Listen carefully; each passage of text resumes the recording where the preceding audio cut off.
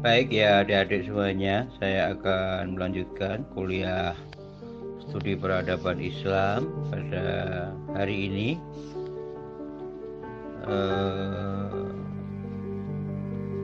Yang akan mengambil tema sebagaimana kelanjutan dari tema pertemuan kemarin itu mengenai bagaimana kita menganalisis, menulis dan mengembangkan peradaban Islam ini dengan pendekatan geososial politik ya, bagaimana yang terdapat dalam bukunya Dr. Badri Yatim itu. Namun sebelum kali kita kuliah, silahkan Anda selesaikan absensinya ya, yang belum, lalu kemudian sambil santai saja di kuliah politik kali ini Anda menyimak penjelasan saya, nanti kemudian dilanjutkan dengan tanya jawab sekiranya ada rasa penasaran atau sikap pengetahuan untuk memberikan kritik atau masukan kepada saya. Bagaimana sebaiknya kita menerapkan pendekatan geososial politik dalam mengkaji studi peradaban Islam ini. Dengan jangan lupa ya adik-adik semuanya bahwa penjelasan-penjelasan saya yang bersifat umum ini kiranya dapat menjadi pembelajaran bagi adik-adik, selain melalui menyimak juga diharapkan adik-adik bisa membuat ringkasan atau resum yang menjadi tugas untuk bisa menjelaskan sendiri apa yang telah saya uraikan nantinya itu ya. Dan tugas resum ini memang memberi kontribusi dalam meningkatkan nilai Anda di akhir semester itu. Baik ya adik-adik ya, kalau menggunakan pendekatan geososial politik dalam skala nasional atau dalam skala keindonesiaan ini, peradaban Islam di Indonesia ini dibagi menjadi dua ya, jadi dua, yaitu peradaban Islam Jawa dan peradaban Islam Melayu gitu ya, yang keduanya memiliki peran yang berbeda di dalam membangun sebuah peradaban Islam di Indonesia ini dengan karakteristik, ciri-ciri dan juga peranan tadi yang saya sampaikan itu yang berbeda. Kalau kita lihat sejarahnya, memang peradaban Islam di Indonesia ini memang pada mulanya dibangun oleh kebudayaan Melayu ya, karena bangsa Melayu ya, terutama di daerah Sumatera, Aceh, di Malaysia, Selat Malaka ini yang pertama kali menerima Islam ya. Kerajaan-kerajaan di Sumatera ini yang pertama kali menerima Islam, dan mereka semua mampu ya mengintegrasikan antara Islam dengan kebudayaan Melayu, sehingga corak kebudayaan Melayu itu menjadi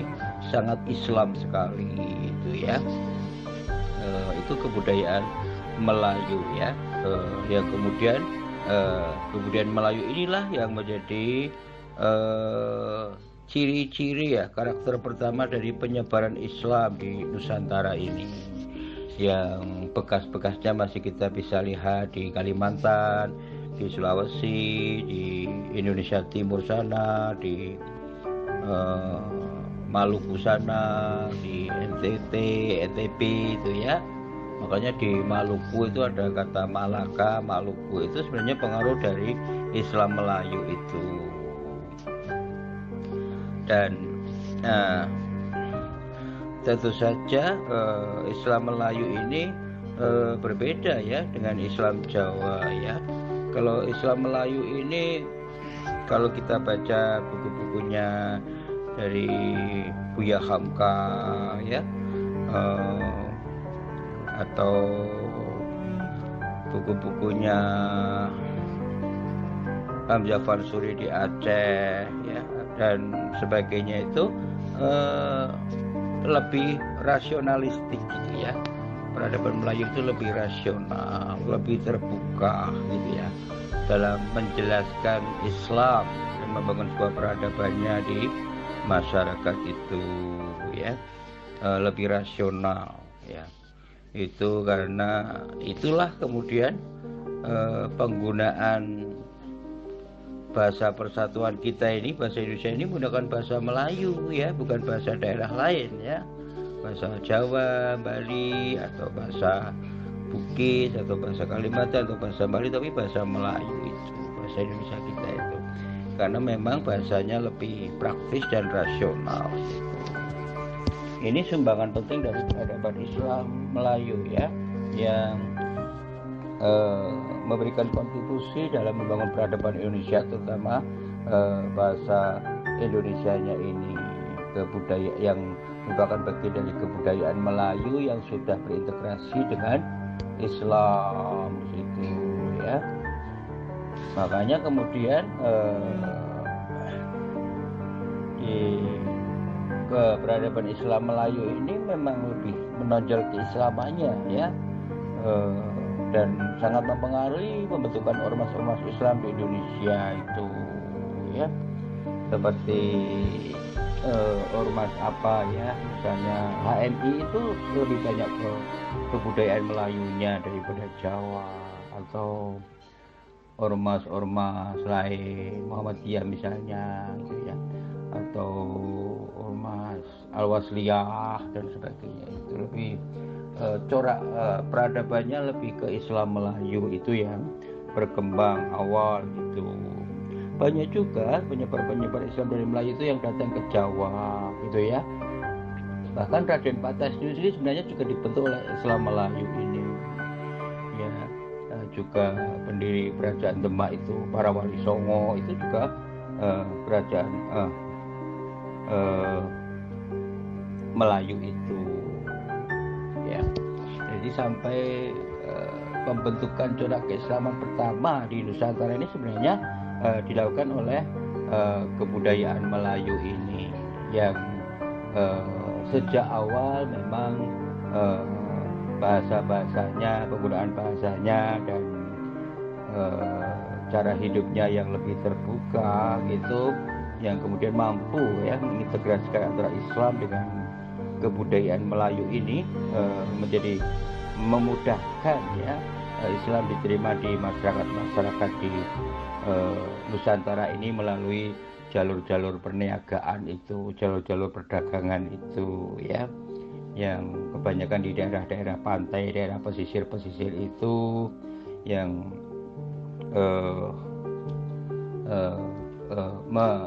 membentuk awal dari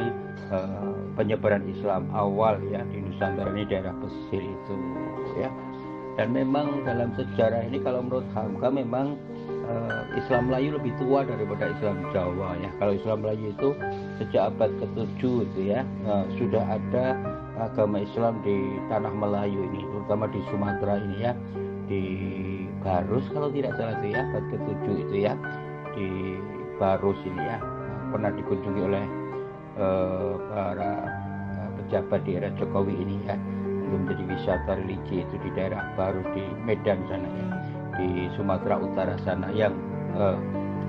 ternyata dulu sejak awal bangsa-bangsa Arab sudah tinggal di Barus ini untuk melakukan perniagaan ya, terutama mencari kapur barus, semacam parfum zaman dulu itu ya, untuk dikirim ke Timur Tengah itu, yang kemudian di situ dan berkembang, lalu melakukan proses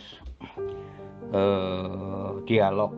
kebudayaan dengan kebudayaan Melayu, yang kemudian Melayu cepat sekali menerima Islam itu ya. Sampai kemudian membentuk kebudayaannya sampai ke Malaysia itu ya, ke Singapura gitu. Itu ciri kebudayaan Melayu, artinya kebudayaan bangsa Asia Tenggara yang membentuk corak keislaman ya, berbeda dengan Timur Tengah, dengan India, dengan Persia dan sebagainya. Itu yang namanya Islam Melayu itu ya. Di Aceh, terutama pusat-pusat Islam Melayu itu ya, di Medan, terus di Padang itu ya, terus di Palembang itu menjadi pusat-pusat keislaman Melayu yang terpenting yang dulunya menjadi pusat pengembangan kebudayaan Islam Melayu itu ya, yang pengaruhnya cukup besar ya di dalam membentuk kebudayaan Nusantara ini. Lalu yang kedua adalah peradaban Islam Jawa ya, ini yang membentuk ya, terbentuk dari hasil pergumulan para wali itu dengan kebudayaan Jawa ini yang berlapis-lapis ya, yang agak bercoraknya lebih ke mistik gitu ya, karena memang bangunan-bangunan kebudayaan Jawa ini lebih ke mistik gitu ya, karena agama-agama peninggalan masa lalu itu sebelum Islam ini banyak sekali corak mistiknya itu, sehingga mau tidak mau para wali ini mengadopsi mistisisme Jawa ini menjadi bagian dari Islam, sehingga keislaman di Jawa ini mengalami perbedaan dengan keislaman Melayu yang lebih rasionalistik. Di sini malah sebaliknya mengalami mistifikasi ya, mengalami proses proses agama ini menjadi sebuah kekuatan mistik ya, pengalaman-pengalaman spiritual yang bersifat personal di dalam masing-masing individu di masyarakat Jawa ini, yang kemudian membentuk corak Islam yang sangat beragam itu. Ada Islam Kejawen, Islam Santri ya, Islam Abangan dan sebagainya. Itu Islam Jawa ini ya, yang lebih banyak ke corak mistiknya itu ya, yang kemudian membentuk sebuah kebudayaan yang bercorak mistik yang lebih lebih spiritualitas ya, lebih longgar menerima kebudayaan lain di agama-agama lain itu, sehingga mengalami apa yang kadang-kadang oleh para teolog dari barat terjadi sinkretisme itu ya, itu di Jawa ini karena memang di Jawa ini agak berbeda dengan Sumatera ya. Kalau di Jawa ini memang orang-orangnya menganut pandangan harmoni ya, kesatuan manusia dengan manunggaling kawula Gusti itu ya, atau kesatuan manusia dengan alam semesta, dan mikro dan makrokosmos itu,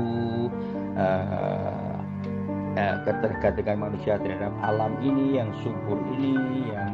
berbeda dengan Melayu yang lebih banyak corak perdagangannya, yang lebih rasionalistik, dengan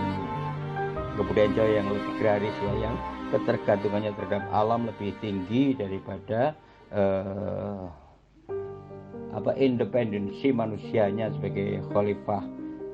Tuhan di muka bumi ini ya. Itu karena mungkin lebih perbedaannya itu yang lebih banyak ke aspek harmonisasi itu yang menjadikan mistisisme tumbuh subur ya, karena agama menjadi sebuah pengalaman spiritual masing-masing pribadi yang membentuk sebuah komunitas-komunitas yang secara spiritual dan bahkan kultural bisa berbeda-beda itu ya, meskipun dalam perbedaan itu bisa menciptakan sebuah titik temu, kata Cak Nur itu ya, Nur Khalis Majid itu ya. Nah, itu perbedaan antara Islam Jawa dengan peradaban Islam Jawa dengan Islam Melayu yang mungkin ya ke depan ini akan berkompetisi memperebutkan warna dan kontribusinya dalam membangun peradaban Republik Indonesia ini. Saya kira itu saja ya keterangan yang bisa saya sampaikan ketika kita mempelajari peradaban Islam di level nasional di negeri ini, di tanah air tercinta kita ini, di Nusantara ini, bisa terbagi menjadi dua, dikelompokkan menjadi dua, yaitu peradaban Islam Melayu dan peradaban Islam Jawa. Mungkin ke depan juga tidak hanya itu, bisa juga peradaban Islam di NTT atau di NTB atau di Sulawesi, tetapi yang jelas di Sulawesi, di Kalimantan itu lebih banyak ke corak Melayunya daripada ke corak Jawanya. Kalau tuh ada pengaruh Jawa, Islam Jawanya, di Sulawesi itu paling di ujung Pandang atau di Kalimantan Selatan atau di NTB itu yang di daerah-daerah dekat dengan Bali itu ya, di Nusa Tenggara Barat yang bagian barat gitu ya, yang ujung barat itu ya. Atau juga Islam Jawa ini bisa juga pengaruhnya di Sumatera, di daerah-daerah Lampung gitu ya, yang tentu corak Islam Jawa ini berbeda, yang di Lampung ini berbeda dengan yang di Aceh yang lebih kental Islamnya ya, atau di Medan, di Padang yang tentu berbeda dengan Islam Jawa di Jawa Tengah dan Jawa Timur ini yang mengalami kompleksitas dengan berbagai agama lain, yang karena memang menjadi pusat pusat jantung politiknya di Nusantara ini dalam sejarahnya itu, sehingga pandangan-pandangan agraris sangat mempengaruhi filosofi harmoni yang membentuk sebuah proses mistifikasi agama yang kemudian juga membentuk karakter-karakter politik Islam di Jawa ini yang sangat berbeda dengan Islam di Melayu itu. Itu ya adik-adik keterangan yang bisa saya sampaikan. Nanti Anda bisa mengembangkan sendiri ya pendekatan geososial politik di Indonesia ini ya, yang bagaimana Islam bisa memberikan kontribusi yang real di dalam peradaban Indonesia ini, Republik Indonesia ini, terutama dari kelompok Islam Melayu dan kebudayaan Islam Melayu, peradaban Islam Melayu maupun Islam Jawa, dan tentu juga Islam-Islam lain di Sulawesi yang sudah mengalami pertumbuhan pembentukan, atau di Kalimantan, atau di mana di Nusa Tenggara Barat gitu ya, atau di Sunda itu. Kalau Sunda itu saya kira dekat-dekat lah dengan Jawa Tengah dan Jawa Timur yang mengalami proses mistifikasi, karena memang pada mulanya awalnya adalah daerah-daerah Hindu yang sangat kuat yang mengalami proses transformasi dengan kehadiran Islam di Jawa ini, yang kemudian ketika terjadi peralihan kekuasaan politik di Jawa ini yang masing-masing sejak Mataram kuno, Majapahit yang Hindu, Mataram kuno yang Hindu Buddha, kemudian Kerajaan Demak dan Mataram Islam itu mengalami transformasi yang lebih banyak ke proses harmonisasi sosial dan politiknya daripada ketegangan-ketegangan dan revolusi-revolusi yang ditimbulkannya, yang tentu sangat berbeda dengan di Islam Melayu yang lebih terbuka dan lebih rasionalistik, yang banyak menguasai peradaban-peradaban di daerah-daerah pesisir, termasuk pesisir Jawa ini juga banyak sekali dipengaruhi oleh peradaban Melayu yang lebih kosmopolitan gitu ya istilahnya, karena jalur-jalur perniagaan itu, atau di pesisir NTB, NTT dan sebagainya itu. Baik ya, saya kira itu saja ya, nanti bisa kita kembangkan lebih lanjut lagi. Semoga kita semuanya dilindungi Allah dan dijauhkan dari corona. Terima kasih. Kurang lebihnya mohon maaf. Wassalamualaikum warahmatullahi wabarakatuh.